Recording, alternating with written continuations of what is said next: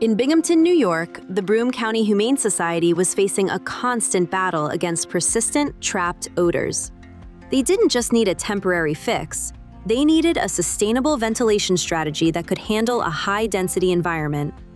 The goals were clear: eliminate ammonia, mitigate viral spread, and achieve multiple air changes per hour to ensure a healthy environment.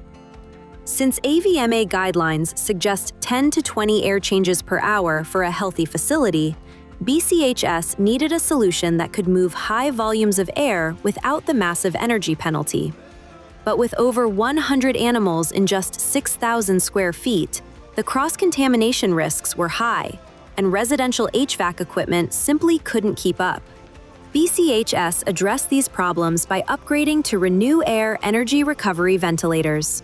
Our units capture the heat and humidity of outgoing exhaust air and reuse that energy to precondition the incoming fresh air. This allows for high-volume airflow, meeting those essential air change requirements without the skyrocketing energy costs of traditional systems. The results? Neutralized odors, safer air, and reduced operating costs. Because every animal deserves a healthy place to wait for home.